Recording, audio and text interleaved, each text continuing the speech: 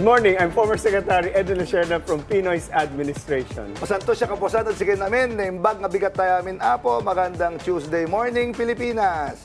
Nani Agsalud Braganza po, President Gloria Macapagal Arroyo's Administration. And we are the Spokes.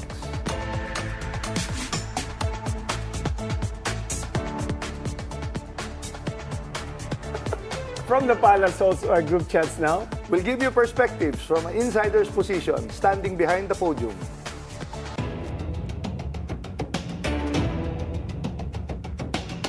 And the top headline on Noted by the Spokes, Vice President Sara Duterte, a no-show on the first day of impeachment trial.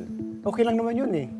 Oh, represented by the lawyer naman. Diba? Oo. At saka, option niya yon, choice niya yon. Diba? Hindi naman walang, first day lang naman eh. Ang sabi nga nila, nagiging consistent lang daw. Kasi wala din sa House. Eh, yung guest natin, alam niya yon. Oh. Although the reason na wala siya sa House, kasi alam na niya magiging boto Ayun na nga. against her. Ito ngayon, dahil wala siya, alam na rin niya yung boto against her. Siguro. Baka mukhang mas marami kang alam kasi kaysa sa akin. Pero ang sabi naman ni Atty. Mike Poa is the decision to appear is a matter of legal strategy Yes, yes. and constitutional rights. Ganon din naman yung sa House, di ba? So, in other words, in fact, we had a guest here na yung hindi niya pag-attend, pag-press con nila is their way of addressing the issues against them. But ito, hindi na to hearing, trial na to eh. So there might be a point in which she might be obligated to really attend. Alam mo, also the question of whether she will be a witness. Nag-backfire kay Chief Justice Corona nung nag-appear siya as witness eh. Hindi umabot sa impeachment ni President Erap, hindi na umabot doon. Alam mo, may nagsabi sa akin, ang pinakamahirap na pasyente, doktor. Oh. Ang pinakamahirap na kliyente, yung katulad mong abogado.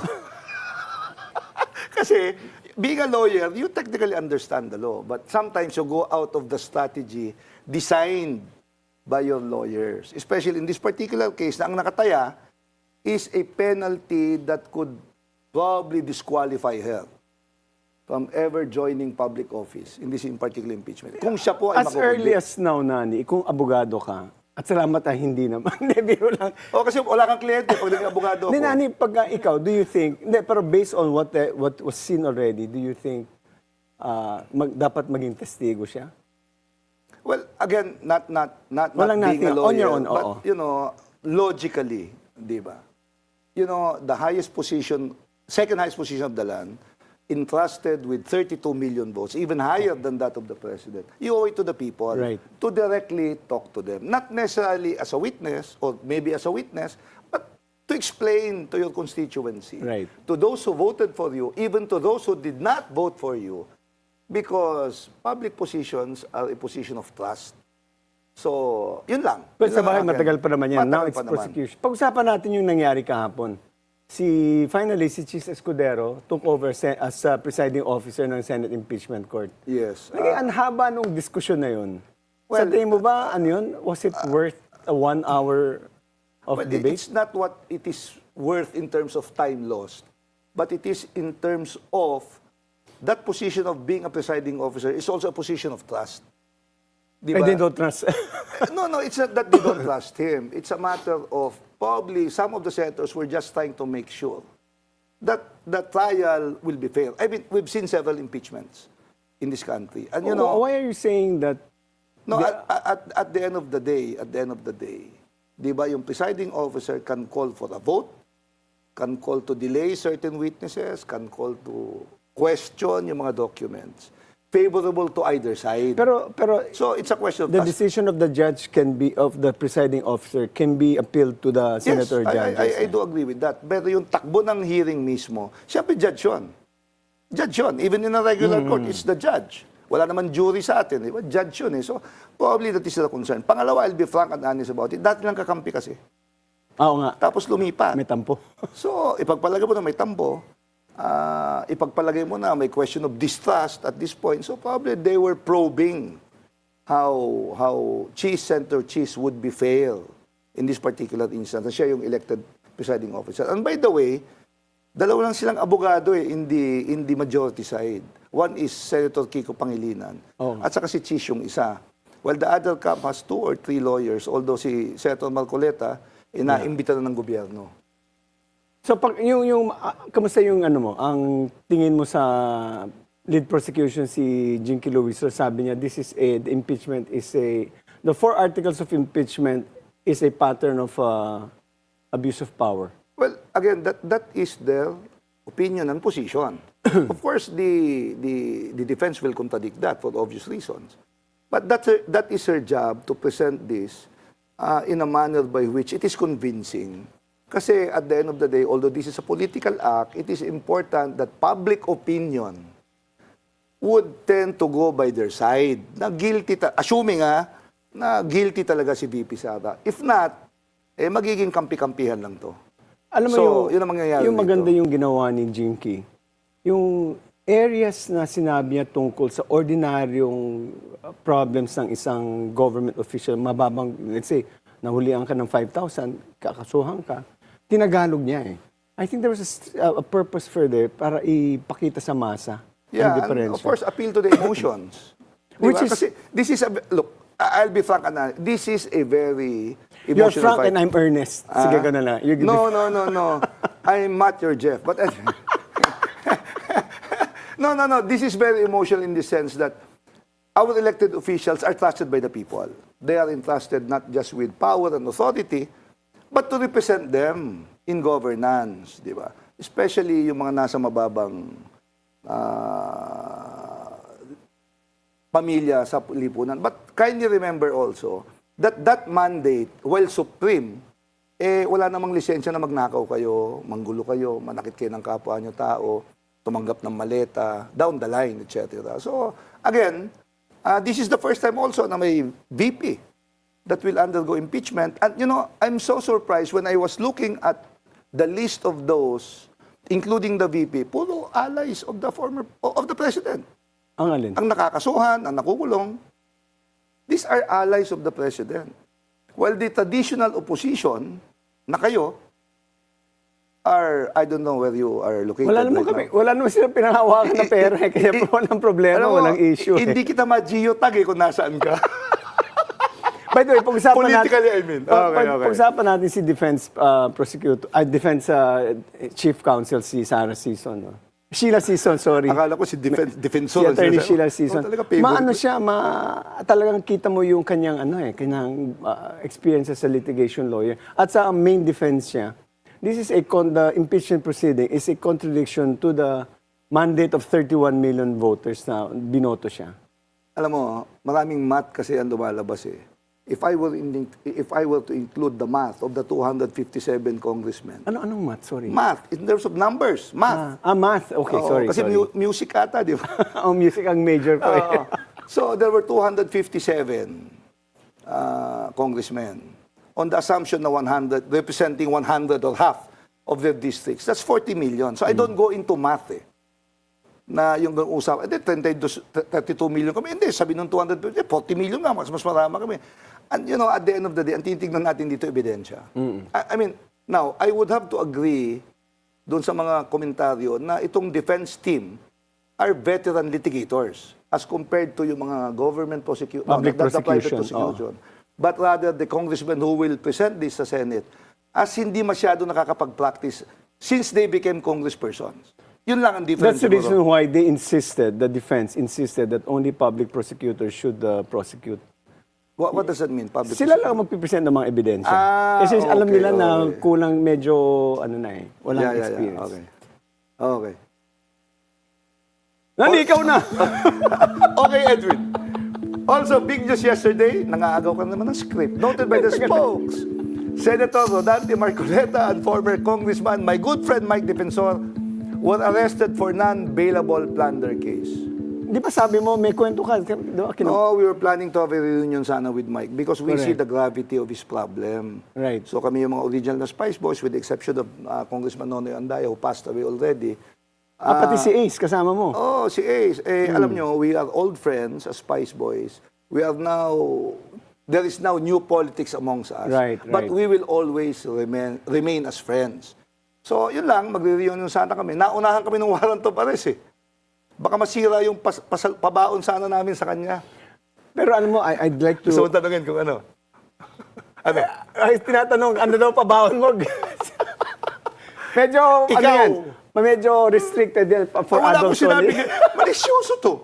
What? But anyway, I wanna say, Nani, na I'd like to commend Senator Marcoleta na hindi tulad nung kanyang kapo-senador na nagtatago. Ito, at least, he present, I mean, it was very decent of him to submit to the authorities. Well, actually, Senator Marcoleta, Mike Defensor, sabi na, we will face this squarely. Right. Hindi kayo magtatago, hindi kami tatakbo. So, in other words, nagpahuli sila o nag-surrender sila. Nalito ako doon sa report kasi, no, finally they were arrested, so therefore they surrendered. Oh, Right, man. right. But anyway, but to cut also a long story short, ngayon ko lang naintindihan, sa ating lahat, including the private sector, that plunder does not automatically mean it's public funds. It's how private funds are given to public servants, incumbent, even if they intend to run for a higher office. Yun lang ang ibig sabihin nun. So, pag tumakbo kang senador, huwag ka nang umaso ng donasyon sa akin.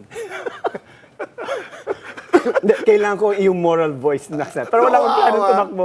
But anyway, the thing Pasensya was... na kayo, galing ospital to, so nag-recover Walang pa hiya lang. ka. By the way, for the record po, wala po ako sa hospital. Nakatanggap ako ng text last week na nasa hospital ko. Fake news po ito, katabi ko, huwag yung maniwala. But anyway, si Senator Na-miss lang Marcoleta, kita, ikaw naman. we wish him well, ano? Kasi parang Yeah. na-experience siya ng complaints of chest pain and elevated blood pressure. Well, unang-una maedad na rin si Senator Marcoleta. Pangalawa, this is not an easy problem. It's not because of the plunder, it's the penalty that comes with it.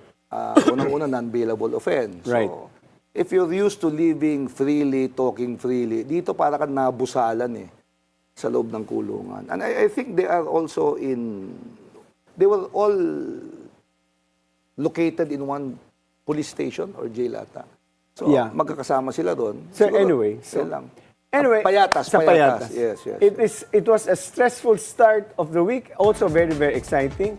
So though it was disappointing to witness the end of Alex Ayala's Wimbledon campaign last night. Mukhang napagod. Sa Tinalo Los- na niya na. Si Paulini. Previously, tinalo na niya si Paulini. Mukhang napagod because ang kalaban niya prior to that, yung Wimbledon champion, si Swiatek. Sorry. Swiatek yata. Swiatek. Swiatek. Hindi Swiatek. Basta siya. Huwag kang magjo-joke ng ganyan. Pero alam mo, Hindi ako na-hospital. si Paulini was ranked number 17. Mataas talaga. So, Yes. magaling talaga. Pero the first time na tinalo ni Alex Ayala to, tambak to Ito, natalo siya ng first set, second set, nakabawi siya. But yung third set, kita mo, pero mahina na si Alex. Because of a prior game against the Wimbledon champion. Basta- But by itself, that's a record-breaking Achievement. of a Filipina in the center court, Wimbledon, and of course, the monetary reward is quite large. Solid talagang Pilipino sa kapwa Pilipino. So, we will have one of the loudest critics of the Villar family in Las Piñas politics when the spokes return after this short break.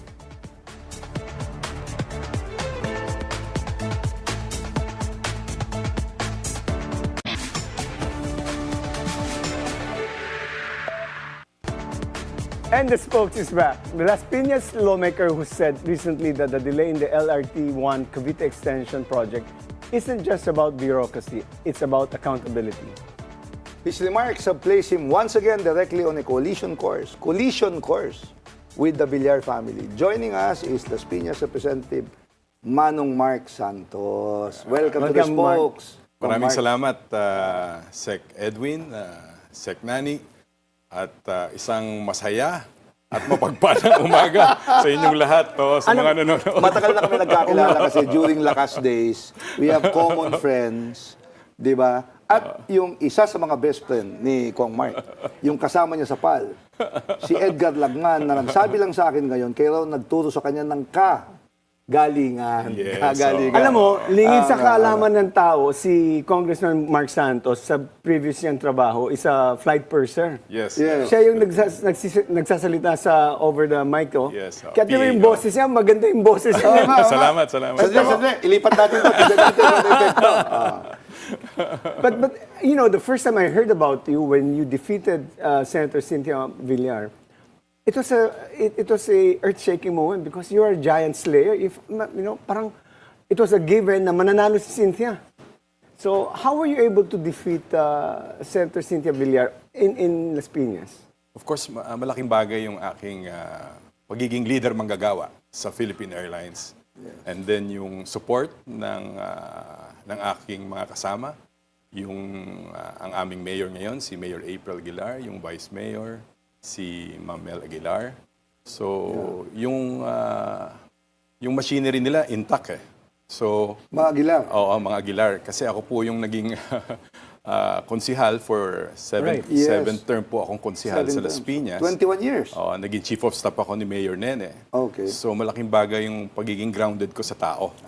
At ang trabaho ko kasi nung araw sa City Hall, bukod sa pagiging konsihal, ako yung multitasking ako. Nandun din ako sa opisina ni Mayor. Okay. Ako yung humaharap sa tao pag may kailangan ng tulong sa ospital, Kaya scholarship bulletproof. pro. So, may contact talaga kayo sa mga constituents. And of course, nakapokus din tayo dun sa socialized housing program ng Las Piñas. So, yung mga taga-urban poor, parati natin nakakausap. Tuloy-tuloy naman yan. At ngayon sa Kongreso, nakapagpapondo na tayo ng malaking pondo. Di ba na pumutok yung flood control project? Right. Yes. Oo, may mga pondong naiwan doon. Instead na flood control, may 255 million akong na-request sa Appropriations Committee. So you were able to realign Sa it? How did you realign? NHA. Okay. Magtatayo na sila ng 3 medium-rise building for the informal settlers. So. Question lang po. Las Piñas is not one of the bigger cities in Metro Manila. It's technically a very small city compared to, let's say, Quezon City, Manila, Yes, of for course, that matter. And once upon a time, all of you were together. Yes, All of you, sama-sama. sama-sama together, di Yes, ba? oo. Would you agree to yung mga statements lang po na the split between the Villars at saka yung mga Aguilars also contributed to your victory? Kasi, kumbaga, masyado nang maliit yung Las Piñas, mga second, third generation na malamang yung mga tumatakbo, di ba? Yes. So, in other words, you were a fresh name. In other words, in that sense also. Ang number one factor dito kasi since 1992, ang nagre-represent sa Las Piñas ay ang family ng mga Villar. For 3 decades nga raw po. Yes, oo, 3 decades? 1992. Yes, oo. Wow. Ito lang, nauna si former Senator Manny Villar, former Senator Cynthia Villar, and then si former Senator Senator Mark now, and Senator Camille.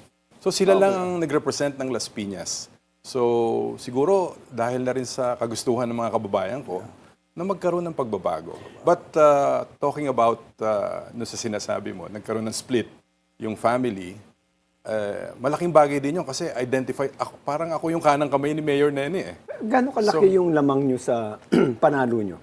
Actually, it's about 29,850 votes yata. Almost 30,000 votes. And the population of the voting... Ang voting population ng Las Piñas is about 320,000. So almost 10%, ha? Question ako, former Vice Mayor Louis Bustamante, the incumbent, no? At the time, when he ran? No, he ran as former councilor. Kasi Former councilor. So, question lang po, we have been together. Yes, magkakasama many times tayo. in the past. Were you together during this last election? Hindi, sumama siya dun sa grupo ni na Senator Cynthia Villar. Okay. Former senator. So But you remain as friends, I suppose. Oo naman, magkumpare kami noon. Magkumpare kayo. Sino? Si Manong Louis Bustamante. kasama Taga-Bigis from namin, Bicol. Kaibigan namin. Nagturo sa akin uminom. why are you saying, and you're saying this directly, that the one family is delaying the LRT-1 Cavite Extension? Yes, so just to give a brief history nung LRT extension sa South, Las Piñas, Cavite, nag-umpisa tong programa na to year 2000 pa. Okay. Panahon pa, I remember, first term kong councilor during that time, yung French-Canadian company, yung Lavalan company. So, nag-conceptualize lang ito, naumpisahan lang ito nung panahon ni President Pinoy.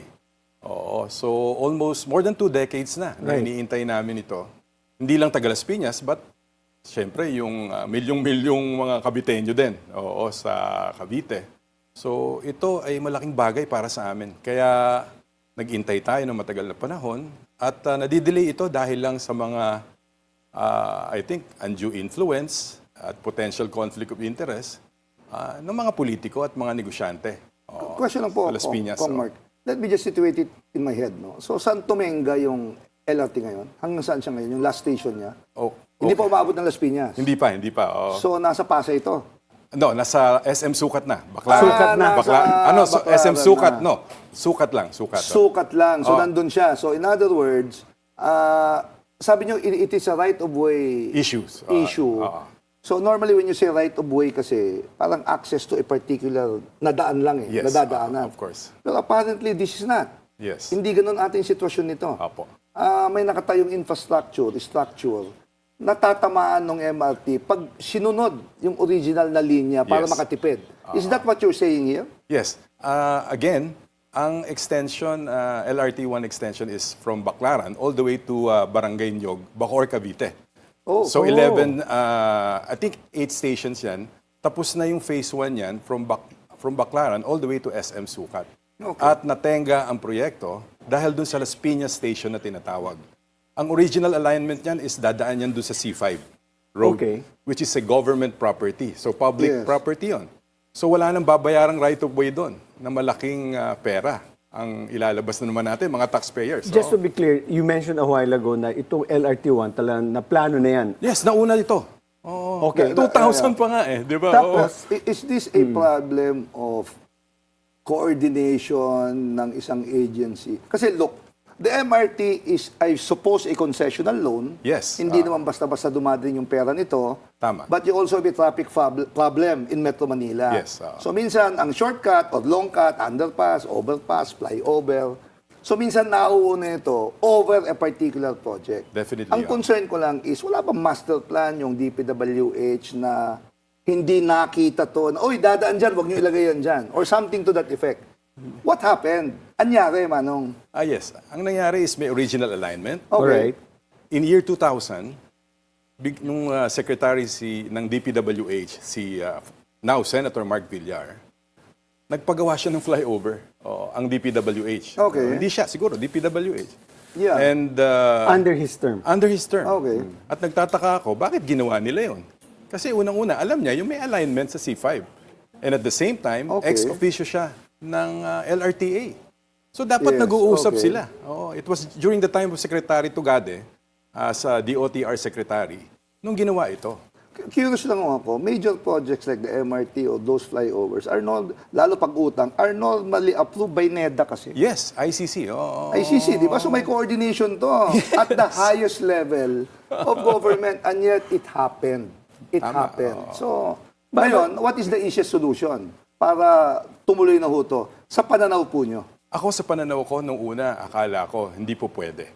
Ano yun? Hindi pwedeng alin. Hindi pwedeng i-decommission at i-demolish ang C5 flyover. C5. How much O yung ginawa ni nung Yes, yes, DPWH. yes, C5, oo. Kasi may president na ito, Sec. Giniba ang Tandang Sora flyover, Quezon City. MRT7. Taga doon ako eh. Ang Ramon Magsaysay, doon sa Santa Mesa, Yes, yes. dinicommission. Oo. So malaki ang savings natin dito. In fact, kausap ko si LRTA administrator, pag dinicommission at demolish natin yung C5, we will save 700 million pesos. Versus rerouting. Rerouting and additional funding. Alam mo ang problema dito? Hindi alam ng mga kababayan natin ito. Merong concession agreement ang gobyerno. At Ang grantor, ang LRTA, Yeah. at ang LRMC, yung Light Rail Manila Corporation. Who operates LRT now? LRT is, may concessionaire sila ngayon. Is the Yung MVP group? MVP Group, right. Okay. LRMC, itong sa C5 extension. So, nagbabayad tayo ng interest. ng penalties. Ng penalties, yes. Oo. Kasi I think last May, nangutang pa ang gobyerno ng 3.6 billion pesos sa Land Bank. Nakapag-advance na tayo ng 900 million before this administration. Magpo-pull out na yung concessionaire dahil doon sa delay ng Las Piñas station lang. So this is not a right-of-way issue. This is a question of saan mo ilalagay yung, ibalik natin sa original design ng LRT-1. Hindi, kitang-kita dito sa The letter. original design, I think, is yung pinaglagyan. Yes, yung pinaglagyan. That's the original design. And we I have, think- Correct, and the correct. government has already expropriated properties there. Have you Okay. made discussions with Secretary Vince Dizon in this point? Yes, during the budget hearing, when he was still the Secretary of DPWH, inupuan namin ito ni Sec Vince. And sinabi niya na tinanong niya ang LRTA inintay ko siya ng 2 oras sa budget hearing sa Congress. So, naghintay ako. Sabi ko kasi, ang dami ng problema mangyayari dito. doon sa proposal, nagtataka naman ako, bakit we're giving preference doon sa mga kumpanya na nagpo-propose na doon ilagay sa lupa nila yung stasyon. Sabi In po- fact, yung isang kumpanya dito, finailan na ng kaso ng SEC, yung Villar Land Holdings, for market manipulation, insider trading. Bakit pinapansin natin yan? Gibain natin ang flyover. Tapos ang kwento. You mentioned about concessional loans. We are paying for penalties. When you say we the people, Yes, taxpayers money to. it's taxpayers' money wasted in the last, 26 years?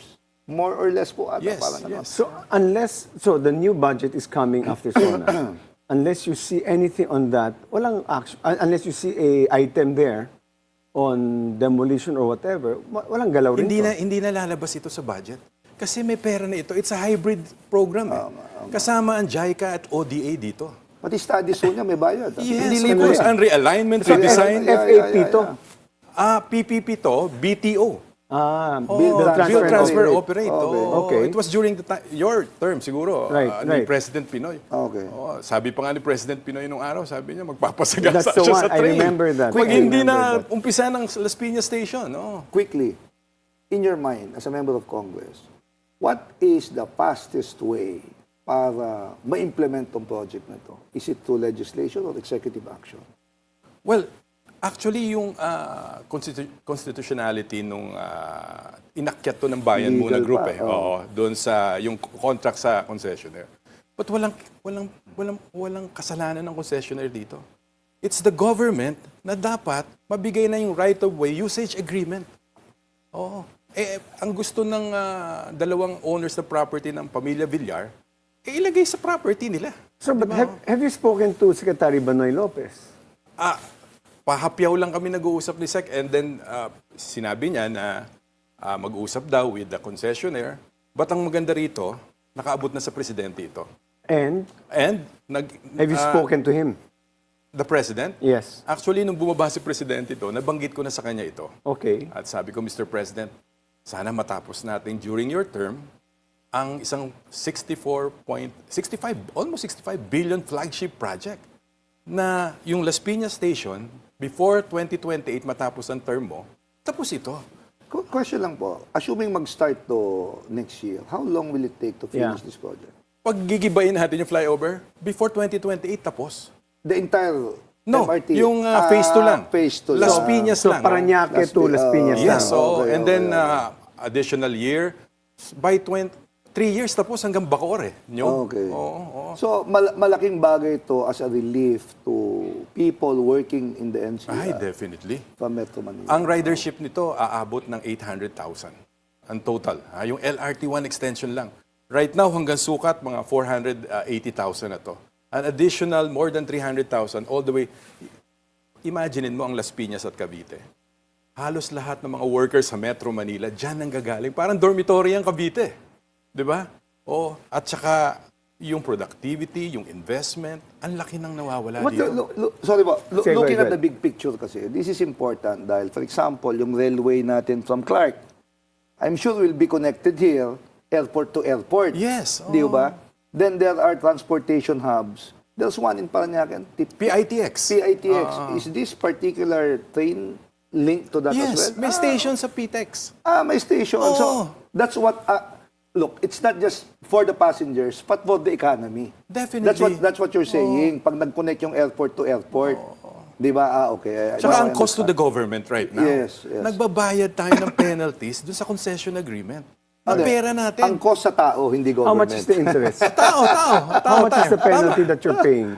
How much is government paying for the penalty? Hindi, kasi ang contract dito, yung concession agreement, yung financial obligations Yes. natin, pag nade-default ang government. In fact, kaya natin binayaran yan kasi ayaw natin magtaas yung presyo ng ticket. Ticket. Considering G2G, I mean, Tayo rin na naman nagbayad nun eh. Oo nga, Di ba? oo nga. Oo. So, sorry lang, are you aware of any negotiations, talks between the Villar family? Kasi Villar na may mention kasi Yes. dito na involved. Yes. Between you, the Villars, and government, DPWH, para ma-resolve itong problema to. Ay, inutos na ni Presidente. Okay. Yung mga stakeholders eh. Ang problema, si Yusek Claire Castro, in-announce niya na ito sa press conference niya, na kailangan ng priority natin ang tao, hindi yung mga negosyante at politiko. Okay. Oh, very clear My naman. question is in line with what Nani said. Have you met in one table the Villars, the government agency? Wala pa. Do you plan to do that or are you willing to do that? Okay ako, wala naman akong problema eh. Ang ginagawa ko ngayon, nag-uusap kami ni LRTA Administrator Attorney Hernando Cabrera. So, yun ang pinag-uusapan natin. Ang problema natin dito, yung pinopropose po nila sa lupa nila ng mga Villar, i-relocate po natin ang 50 families. Wait. Sorry. So, kaya pala interesado ang Villar dito, are you saying? Because gusto nila i-relocate yung station sa lupa nila? Yes, itong resibo, sinulatan na ng DOTR ni Secretary Lopez at ng LRTA. 5 taon na silang nagne-negotiate sa right-of-way usage agreement. So there is an ongoing negotiation. 5 taon, boss? No, yeah. So, but the original station is hindi sa lupa nila. Kaya Hindi po. They reconfigured it para bumagsak ang station sa parang lupa nila. lumalabas na gano'n, di ba? Oo. Okay. Lumalabas na gano'n. One last point regarding this, kasi si Manong Edwin, ako masakit na ho rito, di ba? Normally, you see the MRT stations, na ang mga istasyon nila, nakadikit sa mga mall. Yes. Dito, look at EDSA alone. I mean, that's also for a very practical reason, di ba? Kasi thousands of people go to the mall, so makikita mo yung istasyon, di ba? Then along the way, may mga substations or mini stations. Is this similar to what will happen in Las Piñas? Is that what you're saying? Walang pagkakaiba. I'll explain it to you right now. Okay. Kaya tumatagal ito, yung access and interconnection. Kasi sa history ng LRT, MRT, wala tayong binayarang pera para sa istasyon. Kasi nandun yung naming rights. That's why I wrote to the President for guidance. Kaya ito medyo umusod eh. Kasi ang sinasabi ng LRTA, nung una, idodonate nila yung lupa. LRTA, yes. LRTA. Tapos bandang huli, pinababayaran na nila. Pinapapabayaran nino? Ng mga, sinabi. ng mga yung right of way. Yeah, Oo. sorry. Okay. And then, after that, now, yung latest, sinabit na daw, kasi they have to answer 30 days. Lagpas na yung 30 days eh. And they will go back to the 2022 original na madedelay na naman yung redesign and realignment. So, ngayon, idodonate na naman daw nila, but there are certain conditions na naman daw. Oo. Sorry po, one final point na talaga. So, ang unang sinasabi nyo, dapat mag-iba yung flyover. Yun ang pinaka-immediate. Pinaka-immediate. Yun ang pinaka-feasible talaga. Then, pangalawa, pag nag-iba ho ba yun, resolve na yung right-of-way issue? Definitely. Tapos Resolve ang na siya. problema. So, ang tanong na lang, saan ilalagay yung istasyon? Meron nang That's the nabiling third point. lupa. Meron na. Yun nga. Yun Kaya, ang original that's why station. Oo. I'm trying to digest lang ho. Para Yes, right. ma-picture din ng Tama, mga kababayan tama. natin. What are we talking Oo. about? Kasi Di I ba? think naguguluhan ng tao. Yes. Nagpa-press release si Senator Cynthia Villar na wala daw silang kinalaman sa delay. Oo, pero ang sulat na ito na nagsasabi, sila ang nagpapa-delay. Okay. That's a letter of Secretary okay. Lopez and LRTA. to Cynthia Villar. Yes, and to the Villar Land Holdings Yeah. and the fine properties dun sa presidente nila. Yes. Ayan, no? Okay. So, hindi totoo yung sinasabi ni Senator Cynthia na hindi sila ang nagpapadelay niyan. Baka naman may public pronouncement, may private negotiations. I'm challenging them. Yeah, okay. Well, okay. Sige po. Sana next year may development yan. Anyway, moving forward, you're one of the 257 congressmen who voted to impeach Yes. Vice President Sara Duterte. What do you expect to hear or see from the VP now that the trial has started? But before you answer this, the spokes will return after this short break.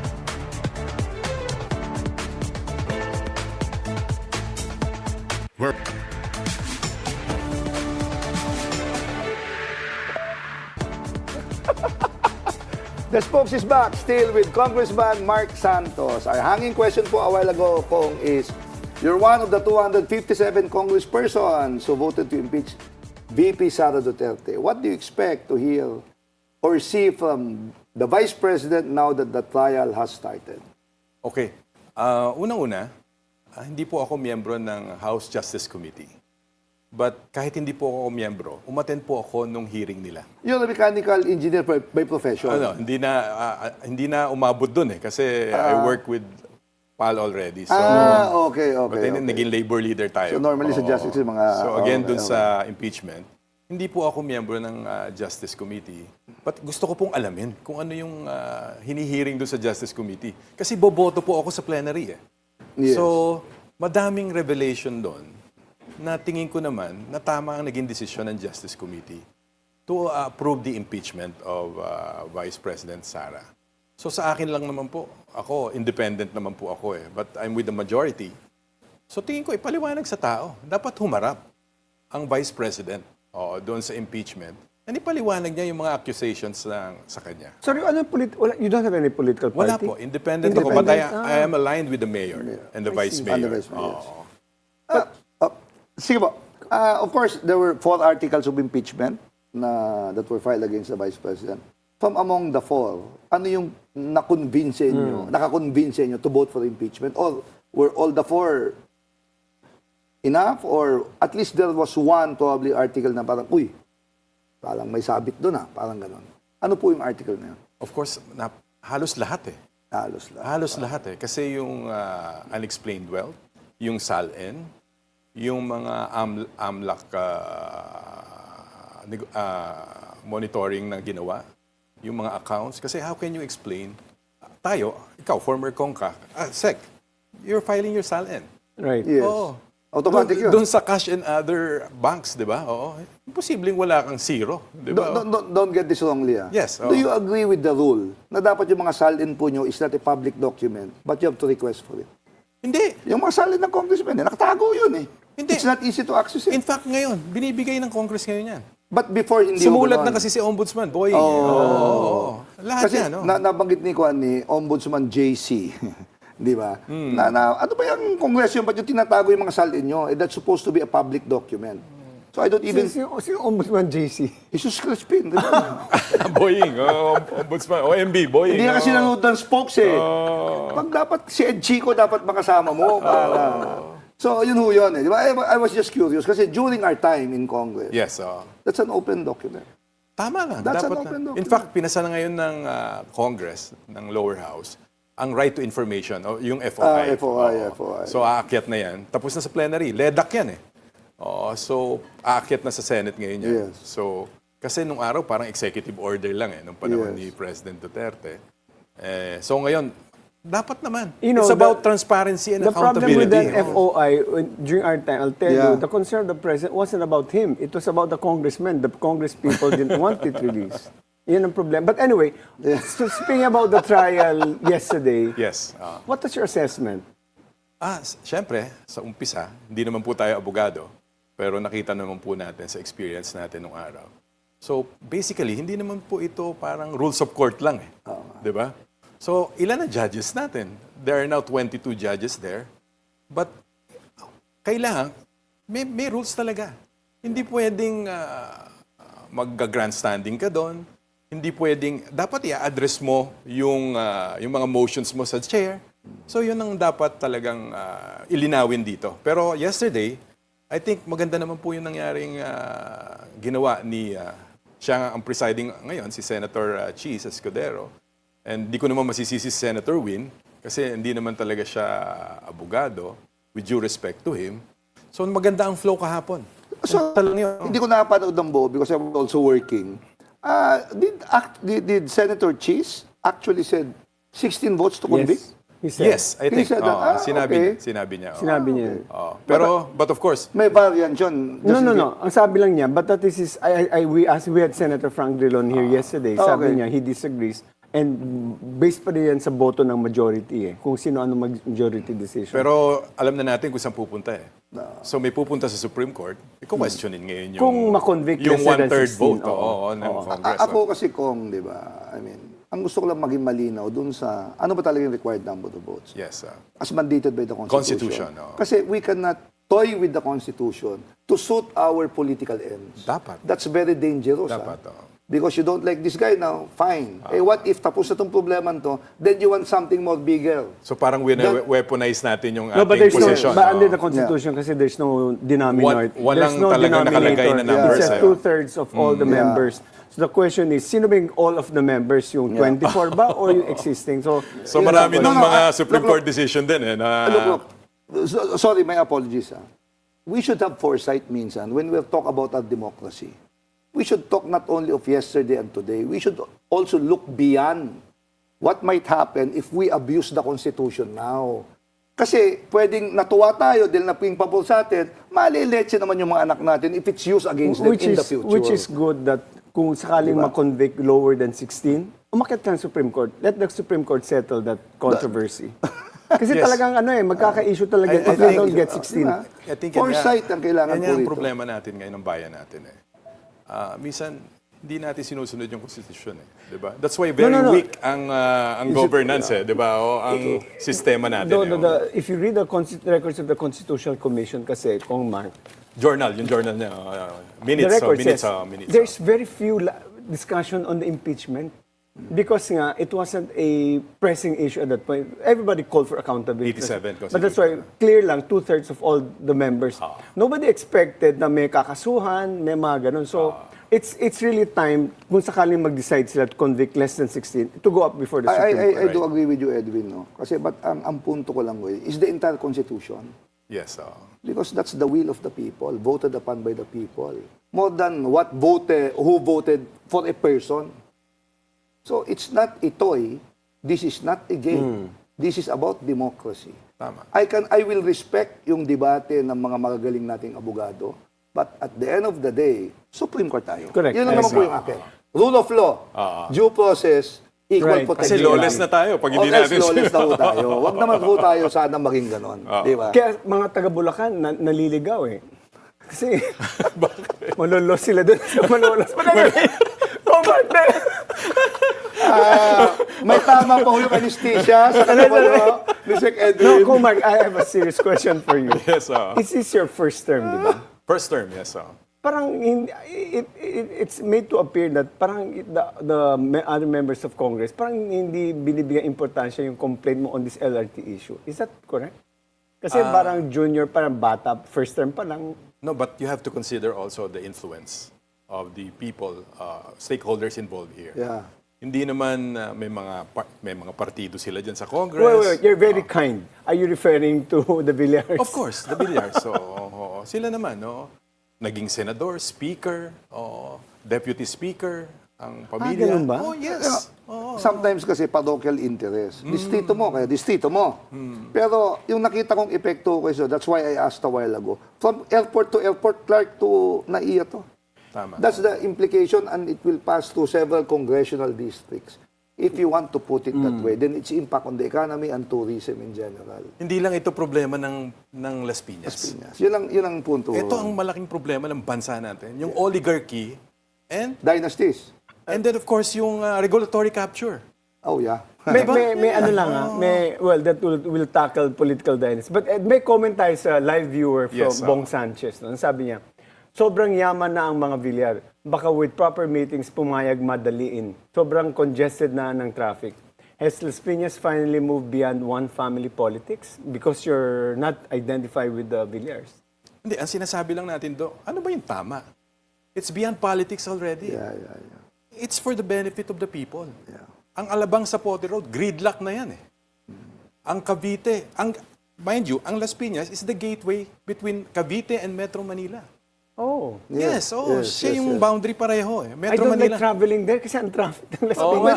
By the way, because of the development, is the sanctuary for birds still protected area sa Las Piñas? Yes. Naalala ko lang ho Yes, nandun pa okay, naman okay. yun. Nandun pa rin naman It's ho a yan. Ramsar, wetland. Yes. Ang nag-sponsor niyan, si Senator Cynthia. So, Yes, nandun pa yes. naman yun. And the problem now, kagaya nung sinabi, diniscuss ko din to during the hearing sa Congress, sa budget hearing ng transportation, yung mga bird strikes ng mga Yes. eroplano. Ay, oo nga, Kasi oo nga, flight oo, path oo. yan Mag-tough question tayo, Nani. Sige, mukha ka namang tough Mas matanda ka sa akin. So, Tougher ka naman kumbaga sa karne, mas matigas. Tanungin mo na. How would you want the impeachment trial to end, Mano? From your own personal perspective or point of view? Siguro dapat lumabas ang katotohanan. Okay. At ito na talaga yung tipping point talaga ng bansa natin. Kasi nag-declare si VP Sara na tatakbo siya ng presidente. So masasala natin kung siya ba ay talagang qualified umupo bilang presidente. Question lang po, will you be influenced by surveys or by the truth? Kasi medyo popular po si VP Sara So I would assume it's 50% national, therefore that includes Las Piñas Yes. and everywhere and anywhere else. So would you swayed by the survey? Kasi pag lumampas ito ng hanggang next year, election na ho yun, filing na ho yun eh. Or by the truth regarding the end, yung result ng kung ano to. Number one, if I will be swayed by the survey, hindi na lang ako magko-congressman. Kasi ang pinangako ko sa mga kababayan ko, gagawin ko yung tama. Susundin ko ang batas. Oh, ganun lang kasimple. Labor leader nga ho. Kung sakali yung Mark may... Idol! Kung may kaso sakali sa ombudsman itong Villars on the LRT at it turns out na wala silang kasalanan, will you apologize to them? I will not. Why will I apologize? Kitang-kita dito sa sulat ng DOTR. Undue influence, preferential treatment, potential conflict of interest. Siguro kaya ako nandito dahil yan ang boses ng mga kababayan ko. Kaya kinuha rin yung guest dito para malinawan yung taong bayan. Because Tama, maraming salamat. It is quite confusing. Kaya nanalo yan dahil sa Bilyonaryo. Nag-guess siya sa Bilyonaryo. Akala ko dahil sa mga Bilyonaryo. Anyway, if the Villars invited you tomorrow to sit down in a meeting, shake hands and finish the LRT-1 Extension project together, would you accept? Yes, of course. Definitely. Okay, that's good. So, parts of Las Piñas often goes underwater during rains. So you think the Villar should also be held accountable for the flood control projects in Las Piñas? Yes. Kasi bilang senador at congressman, may allocation ka sa budget eh. Gumawa po sila ng kalsada doon sa Zapote River. Wherein nilabag nila actually ng DPWH yung batas sa water code. Wherein pwede mo lang galawin ang easement ng 3 meters. Ginawa po nilang kalsada. Papunta doon sa lahat sa mga negosyo nila. Sorry po 11 billion project. And now it's under investigation by the Office of the Ombudsman. Merong task force Villar ang Office of the Ombudsman. Ganun ba? Yes. So dapat may task force Congress din when it comes to flood control. Kasi parang hindi lang ng mga bilyon Meron may daw pakala dito. kakasuhan daw, sabi. Hindi, pero ang pronouncement ni Ombudsman, ni OMB, may 2 ng congressman. Susunod pa, next week, meron pang 6, 8. Susunod-sunod yan. Di ba? No offense man kay Boss JC. Yes. Di ba? Yung mga announcement kasi minsan walang nangyayari ho kasi. So bumababa yung numero ng administrasyon na to. So anyway, are you prepared for another political showdown with the Villars in 2028? Actually, yung ginawa kong pagkapanalo sa Las Piñas, sa totoo lang, mas maraming qualified sa akin dyan. It's just that na-timingan ko lang na ako yung nanindigan sa kanila. Pero kung may mga magagaling pang abogado, mga professionals, willing na ako mag-retire. Good nga, you're engineer, mas naiintindihan mo to kaysa abogado. Di ba? Kasi totoo din naman eh. Hindi kasi ang Las Piñas naging model ngayon eh. Kasi pag sa Congress, tinatanong ako, paano mo ginawa yan? Paano mo tinalo ang mga Villar? Sabi ko, hindi po akong tumalo sa Villar. Ang mga kababayan ko po ang may kagustuhan nito, hindi po ako. By the way, one single district lang mo kayo, di ba? Yes. You're proposing to create another district. Legislative district. You're more than 250. Para iwas yung mga Villar sa inyo. Hindi naman. You're more than 250 na. 500 siguro. Ay, dalawa na Ang dapat. population namin? Oo. 600,000 Oh, na dapat ngayon. Dalawa na nga, Dapat na. Ba't ang problema ngayon? Alam mo naman, kung nani sa Congress. Kaibigan ko kasi ito, kaya magbiro kami, di ba? Hindi. May moratorium ngayon dun sa cityhood eh. Kasi you have to adjust with the budget eh. Hindi naman moratorium. Parang tayo lang nakakaintindihan nun eh. Okay. Kasi ngayon, kapos na kapos sa budget. So, pag nag-cityhood ka, another legislative, another budget, additional budget, di ba? So, yun ang problema ng Congress ngayon. Manong Mark, pasensya na po talaga. Pakisabi po kay Edgar at saka kay Bong, who are good friends, di ba? Hi. So, anyway, it was an interesting topic, discussion. So, thank you very much, Maraming salamat. Mark. Of course, salamat po it's sa an inyo. honor and privilege on my part para sa mga magigiting na dating spokes. Parang dapat magsilbi pa kayo sa gobyerno kasi kailangan. Siya lang ho. Tatakbo po ito. Okay. Salamat. Okay. So, the delayed telecast of the spokes can now be seen at CLTV from 5 p.m. to 6 p.m. just before agenda, as Billionaire News Channel expands its reach in Central Luzon. I'm former Secretary Edwin Lacierda. May nakalimutan lang po sabihin tungkol sa CLTV. Hindi lang sa Laos family, maraming salamat. Kay Sonia Soto, but the entire CLTV crew ng Central Luzon. So lahat ng mga taga Central Luzon na naghahapon ng successful ang airing ng Billionaire News Channel sa CLTV po. I say it the way I see it, Manong. Ako po si Nani Agsalud Braganza. And we are The Spoke!